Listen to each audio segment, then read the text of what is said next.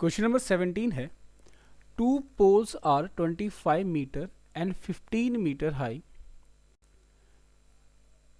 and the line joining their tops makes an angle of 45 degree with horizontal। ठीक है, with horizontal, horizontal के साथ 45 degree का angle बन रहा है और डिटरमाइन करना है हमें दोनों पोल्स के बीच का डिस्टेंस। फिगर बनाते हैं पहले।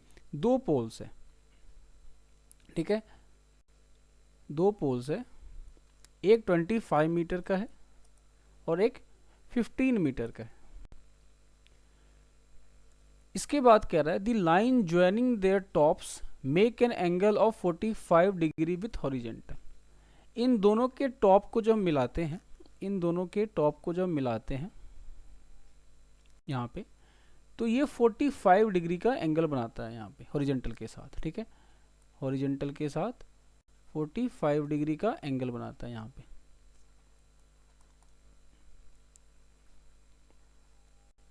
ठीक है, तो अगर ये 15 मीटर है तो इसके जस्ट सामने ये भी आपका 15 मीटर होगा। ठीक है, डिटरमाइन क्या करना है हमें, ये यहाँ से यहाँ, यहाँ से यहाँ, दोनों इक्वली है तो दोनों पोल्स के बीच का हमें डिस्टेंस पता करना है। बहुत सिंपल है ये।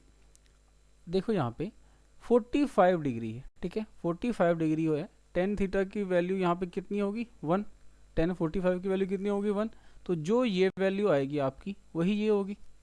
ठीक है, जो ये वैल्यू होगी वही ये होगी। अगर 25 में 15 मीटर आपका यही है तो ये कितना होगा 10 मीटर। ठीक है, ये कितना होगा 10 मीटर। और 10 45 डिग्री हम यहाँ पे लगाऊं P बाई बी, अगर ये एंगल है ये 90 डिग्री है, ये H है, ये आपका P हो गया, ये 20 हो गया। तो परपेंडिकुलर की वैल्यू यहाँ पे कितनी गिवन है 10। बेस हमें पता करना है, 10 45 डिग्री की वैल्यू कितनी होती है 1 इजकल टू 10 बी, तो बेस हमारा कितना आ जाएगा 10 मीटर। ठीक है, बेस कितना आ जाएगा 10 मीटर। ये 10 मीटर है तो ये भी 10 मीटर है और यही क्या है दोनों पोल्स के बीच का डिस्टेंस। ठीक है, तो एक्चुअल फिगर ऐसा नहीं होगा। ठीक है, ये काफ़ी बड़ा होता है यहाँ पे, ऐसा कुछ है ना, जितना ये होगा आपका उतना ही ये होगा। ठीक है, 10 मीटर ये और 10 मीटर ये, समझ गए। नेक्स्ट क्वेश्चन देखते हैं। क्वेश्चन नंबर 18 कह रहा है a man on the deck of a ship 12 metre above water level observe that the angle of elevation of the top of the cliff is 60 degree. ठीक है, and the angle of depression of the base of the cliff is 30 degree. ठीक है, find the distance of the cliff from the ship and the height of the cliff. देखिए, इस तरीके का question हमने किया है लास्ट में, वो जो क्वेश्चन था जिसमें रिफ्लेक्शन बन रहा था, ठीक है, क्लाउड का, वो सेम क्वेश्चन है यहाँ पे। एक पहले तो हम ले लेते हैं एक हिल। ठीक है, जो क्लिफ है हमारा वो, तो ये आ गया आपका ऐसा कुछ,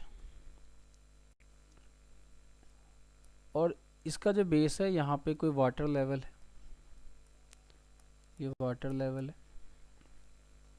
वाटर लेवल से 12 मीटर की हाइट पे, मान लो शिप की हाइट होगी यहाँ पे 12 मीटर की हाइट पे,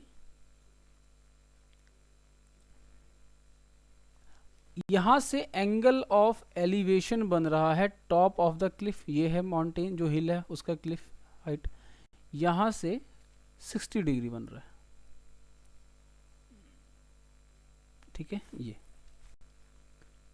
तो ये हमारा हो गया कुछ इस तरीके से। ठीक है, ये नीचे होगा, थोड़ा थोड़ा नीचे होगा।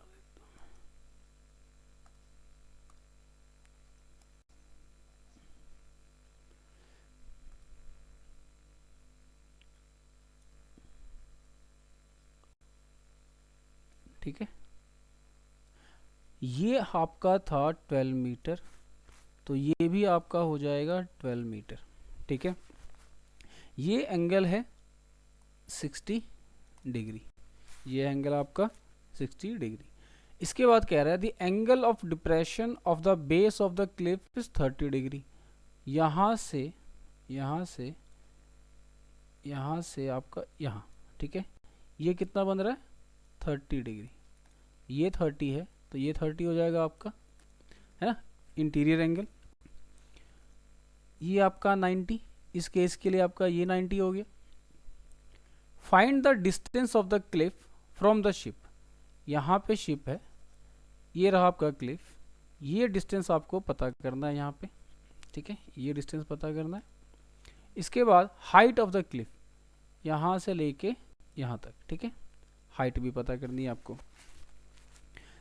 देखो सबसे पहले हम क्या करते हैं, ये 12 हमें गिवन है, ठीक है, यहाँ से ये 12 गिवन है, मैं ये वैल्यू निकाल सकता हूँ। पहले हम नेमिंग कर देते हैं, ए बी सी डी, ठीक है। मैं ये ट्रायंगल यूज़ करूँगा इसलिए मैंने इसकी नेमिंग नहीं की, आप कर सकते हो, कोई दिक्कत नहीं है इसमें। 10-30 डिग्री लूँ अगर मैं किस ट्रायंगल में, ए बी सी में, ट्रायंगल ए बी सी में 10-30 डिग्री लूँ तो 10-30 डिग्री के लिए देखो ये 90 डिग्री है तो इसके सामने ये आपका एच हो गया, ये पी हो गया और ये आपका बेस हो गया।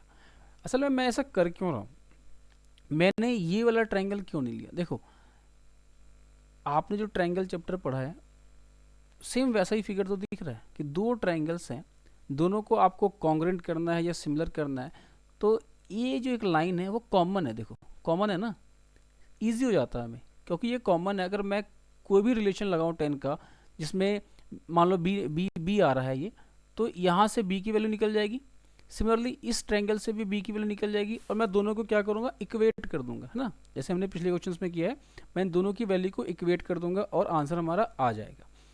तो वही कर रहे हैं यहाँ पे हम 10-30 डिग्री के लिए लिखेंगे यहाँ पे बी सी अपॉन में ए सी, है ना, पी ये पी है और ये बी है। 10-30 डिग्री की वैल्यू है हमारे पास 1/√3 is equal to B C की वैल्यू 12 और अपॉन में ए सी, तो A C is equal to 12√3, A C is equal to 12√3। अब इस वाले ट्रायंगल को देखो, in triangle A C D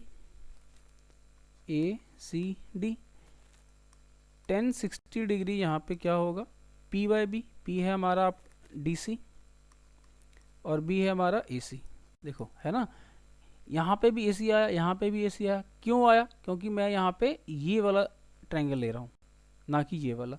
अब दोनों ही केस में मुझे ए सी निकल जाएगा और ए सी की वैल्यू को मैं इक्वेट कर दूंगा। देखो 10-60 की वैल्यू आ गई √3 is equal to D C की वैल्यू को हमें निकालना है और ए सी की क्या वैल्यू आई है, ए सी को मैं फिलहाल ए सी रहने देता हूँ। अब A C is equal to D C by √3, ठीक है।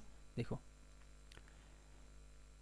इक्वेशन 1 मानो, इक्वेशन 2 मानो, इक्वेशन 1 कह रहा है कि ए सी की वैल्यू ये है, इक्वेशन 2 कह रहा है कि ए सी की वैल्यू ये है, मतलब ये हुआ कि ये दोनों वैल्यू आपस में सेम ही है, इक्वल है, ठीक है। तो मैं क्या करता हूँ, इक्वल कर देता हूँ, अब इक्वेटिंग 1 और 2,